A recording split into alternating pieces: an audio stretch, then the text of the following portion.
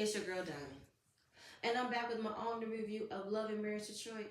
This is season 2, part 1 of the reunion because we have a part 2 this upcoming Saturday, and I am annoyed. This show didn't need a part 2. You could have added an extra 15-20 minutes from the first part of the reunion because what else is there to talk about? Nothing. Y'all gonna start off with Chelsea and make Chelsea out to be the one who started all this drama, which I'm trying to understand how and why, when majority of the problems that was created was by Anthony and Latoya co-signing and turning a blind eye, Kobe adding her 2 cents in a situation that she didn't need to be a part of, and Kimberly just following behind it. So make it make sense for me. And Carlos, I don't know what you smoking. For you to say this was a great second season, this is way better than the first, when nobody really tuned in for the first season. A lot of people barely made it to the end of the first season. I know I was one of them. I stopped episode 7 because I couldn't take it anymore. And Carlos, you can't hype their heads up about how you so amazed with this cast when you don't even promote this cast. You don't promote this show, not this particular franchise, and this was supposed to be about a city that you're so proud to be from. So make it make sense for me. You be too busy on your reality recaps to discuss other popular shows from other popular networks, and you don't talk about your own. So you can miss me with that shit. But let's get into it because everybody backstage was just talking about how everything is Christina and Brandon's fault. Christina and Brandon owes him an apology.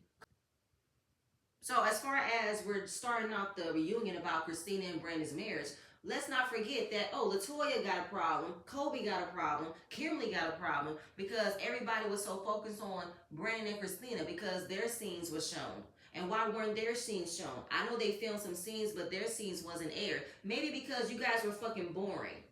Maybe because you guys weren't given anything. Like, all I see is a bunch of haters on the other side of the couch mad about how they didn't get enough shine and that everything was about Brandon and Christina. Because that's how y'all started the show. Brandon and Christina started the first season with their issues that everybody was a part of. Everybody was having conversations about. So we get to the second season where everybody's doing the exact same thing. If y'all had something else to talk about, then how about you make sure we have something to see? How about you actually give us something? Y'all didn't give us shit. Okay? And Christina even said, okay, well, while some of the things that was shown was aired, we had other scenes that they didn't air. And we don't control how production edits and decides to put things on the screen. And I don't like that language from Latoya, who thinks that she is a veteran in this reality world that kind of knows when certain things don't get aired because of this, because of this. You don't know that. And obviously, sometimes when things don't get aired, it's because they're trying to protect a certain character, a certain narrative. But I feel like y'all just don't bring it. Christina and Brandon does. Y'all be faking it. Y'all be presenting as if y'all got everything going on. Y'all don't have problems, which I believe that majority on the opposite side of the couch got the more problems than everybody. All right, so of course, pretty much throughout the duration of this reunion, we talk about Brandon and Christina's marriage. We all know that they've had issues from the first season, and then the second season comes back around. They are now separated, okay? Brandon is living with his mom, and Christina is pretty much gaining control of how she runs her household, okay? She was able to gain independence about how she's able to get everything handled without Brandon's help and without Brandon being there. So throughout their course of trying to fix their issues, Brandon has always used a divorce card to get out of things that he knows he was doing wrong. And how every 6 months he's telling Christina he doesn't want to be with her. So after 12 long years of this shit, she's like, I'm fucking done with this. And we see her in a flashback at the kitchen crying, I'm tired, I'm tired, I'm tired. And Brandon's idea of what he thought a marriage was based off of how he didn't get that type of example from his parents. Because we all know his mom got married to his father very quickly, and it wasn't a good relationship. So he set out and created the same problem. Because we all know that Christina did not want to have sex until she was married. As a result, that's what Brandon did. Brandon rushed the process, got involved with Christina, and married her within 6 months without them really knowing one another. And they both agree, had they really gotten a chance to know each other for real, they would not have been together this long. Barely would have gotten a chance to be married. But Brandon wants out of it entirely. He doesn't want the marriage. He doesn't want Christina. He doesn't even want to be around his kids because he doesn't want to be tied down because of the kids. He don't want to be in the same household because of the kids. He wants to be able to live out, be free without no responsibilities. There are some men who will walk away from everything completely because they can't handle it. And Brandon was not meant to be a father. He was not meant to be a husband. He was not meant to have these things. So a question was asked to Christina, does she believe that Brandon has cheated on her? She went around to say no, but she can't really believe him if every 6 months he says he doesn't want to be with her. So what can she believe? What can she go off on? And as far as the line of questioning about infidelity, it kind of bothered me. But do y'all remember the first season that Christina revealed that Brandon was talking about her to a female artist? So to me, there's that. And I didn't like the looks that the other ladies were giving to her with the mindset of, like, that will never be me. I can never be in that type of situation. Newsflash, I believe you guys already are. Especially you, Kobe. Because here you are being a human baby making machine for your husband to give him the son he so desperately wants. You would definitely turn a blind eye and a deaf ear if there ever was any information said about Russell cheating on you. You will work hard to fix it and keep it under wraps, just like Christina has been. So you can miss me with that. And then we get into whether or not Christina is real on camera or she's fake or she's putting it on for the cameras, because everybody believes she is so extra and that everything that's been going on in her life has been so much, believing that it got heightened because it's now on camera. The same way you did, Kimberly, that you just had to mention about being extra. Yeah, you were so extra the first time you came on scene to argue with Christina over an issue that y'all had years ago, and then you had another sit down with Christina where you brought props for no reason whatsoever. Can't do it, can't do it. I don't want to hear about Anthony and Latoya. I really don't, because it's stupid. Okay, I don't know why Latoya didn't want Anthony to meet up with Christina. It's like, are you really intimidated by her? Yeah, you a doctor and all that, but I feel like it's something else though. It's some type of inner jealousy you have towards Christina that I just cannot find. And Anthony did the most to ruin his friendship with Brandon. And he is still doing the most to still put him at odds with Brandon. Okay? He was the one who had a whole lot of shit to say about Brandon and Christina from the first season to the second season. But for some odd reason, you just don't want to believe it. As if you did not see it for yourself. You just see everything that happened after. You and Anthony always starts after. Y'all never start from the beginning. And I don't have time. And then that whole back and forth thing that y'all had about the sturdy course comment, girl, that was not even the biggest shade that was ever thrown at you. You can miss me with that shit. Moving on. So now we get to Lakita and Bravo's package, which was about Lakita being overprotective of Bravo and his whereabouts when he's out in the club. And Lakita, I need you to seek real therapy because Bravo is not your father. Okay? And Bravo, don't mince words by saying that because you and Lakita have over a 20-year relationship that she should trust you, she should know you. Doesn't fly over here. Okay, because then you also said you did not know how deep it was about how her father's passing really affected her. The same way how she wants you to be in your daughter's life right now, and that your daughters are a little bit older and that they have you in their life. She's kind of upset that she didn't have that, but you're not going to fake it and mix it over here because I don't believe you. And I also don't believe that this was the biggest issue that you guys have had. I do believe that Brandon and Bravo probably have stepped out on Lakita and Christina, and Lakita is probably not trying to have that happen again, and she's trying to avoid having that situation. That's why she's so concerned about where he's at, where he's going, because this ain't about your daddy. This is about something else that you guys are not ready to talk about. And don't come on this show believing that you're going to be protected. When you come on a reality show, best believe somebody's going to dig up information about you. So get it together, be honest, and be transparent so that way you don't have to keep on scrambling around and finding other issues to cover it up. Okay? That's it. I'm done.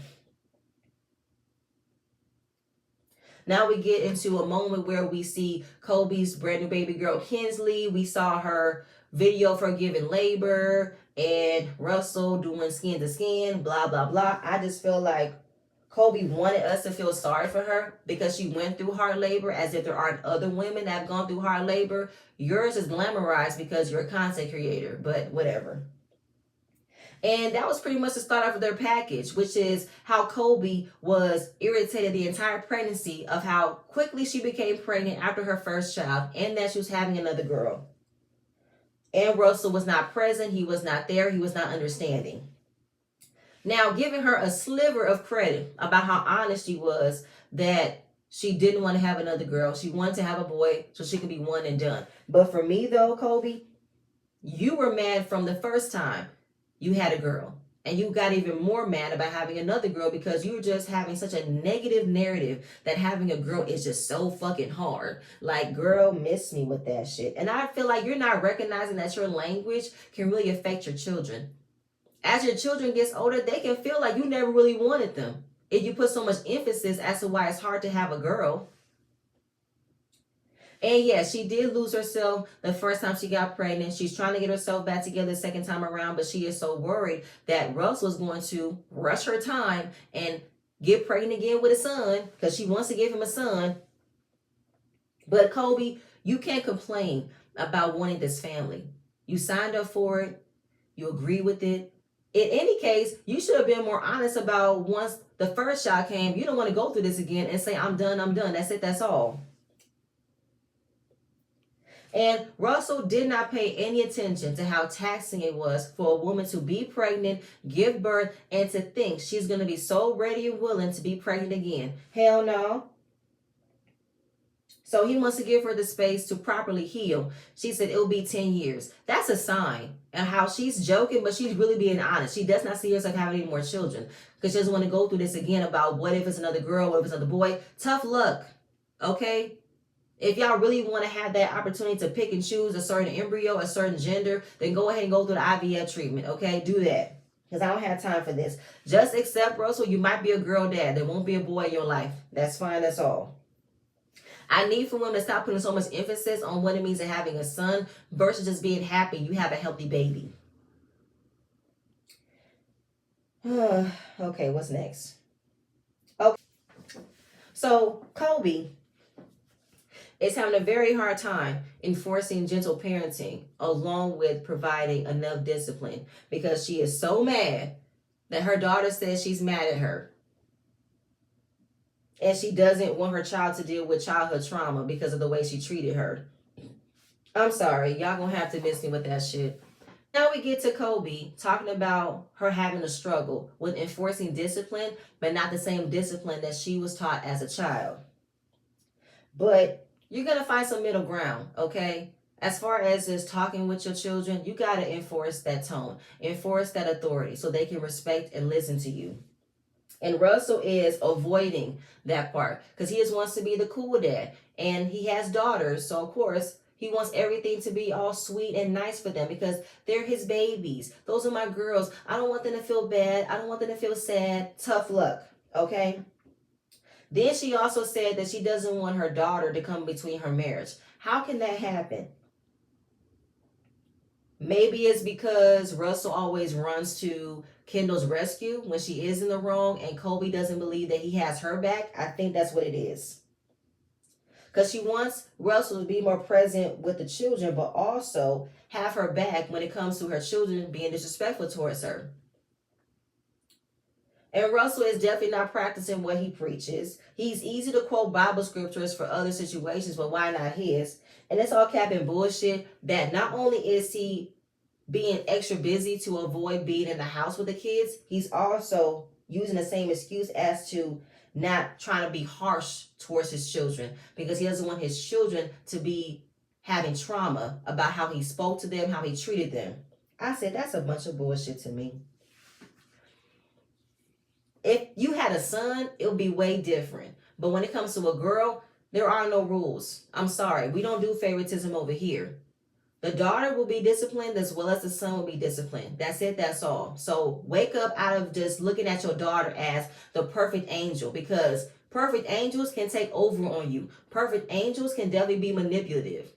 So you got to nip that shit in the bud. So when you see your daughter being disrespectful to Kobe, have her back and tell her, hey, listen to your mother. Do what she tells you. So I can get where Kobe's coming from, but Kobe, you can't always expect Russell's attention all the time. So Kobe, you just keep on like just wanting people to save you, wanting people to baby you and coddle you. It's like, who's the child here? Are your daughters your children or are you a child too? Is Russell raising 3 girls instead of 2 girls? Let me know. But this is where it ended off with of who reached out to Kobe when she had her baby. And she said everybody but Christina, which made Kimberly and Latoya want to come after Christina about why didn't she reach out. Okay, so she remember her due date but didn't see anything, and she was on Instagram at the time. It doesn't really matter because where they were at in their friendship, why would she reach out? And if Kobe didn't expect anything from Christina, why are you two making it a point for Christina to be placed as the blame? Why are you two doing way too much for Christina to feel guilty about it? If she didn't reach out, she didn't reach out. And what I didn't like is for Latoya to want to bring up the mental health of black women, to just be the bigger person, to just say, I reached out, I apologize, but congratulations. I'm not doing that shit. If I don't want to reach out, I don't want to reach out. I don't have any ill will towards her or her having her baby. I just didn't want to reach out. That's totally fine. And for Kimberly, same thing. It's just so hard for Christina to be the bigger person when she's been the bigger person all this season. Watching the two of them go after Christina like this was so unnecessary. It was giving very much Mean Girls, because why do all this for Kobe? Like, why do y'all go after Christina as if she is the only important person in Kobe's life? As if Kobe don't have her own set of friends, her own set of family members. Y'all be expecting all of this attention from Christina, and then when she doesn't give it to you the way you guys expect her to give it to you, then y'all get mad. Y'all be on the defense to call her out as if she never takes accountability, she never admits when she's wrong. It is like, are you kidding me? All three of y'all have never admitted when you guys are wrong. All three of y'all have deflected, have justified y'all wrongdoing, and has always expected for Christina to step in and defend y'all, but yet y'all never defend her. Like, this is just fucking stupid and dumb. And then we're going to start off from next week about Kimberly's going to get her time to talk about her issues with Christina. And it's like, girl, what do you want from her? And then y'all going to bring Chelsea in the mix. What do you want from Chelsea? I can't deal with it. And I am done. Okay? So done, so done. But y'all, that's pretty much it. I don't have nothing else, y'all. Please stay tuned for my next video, and I'm going to see you guys later. Bye.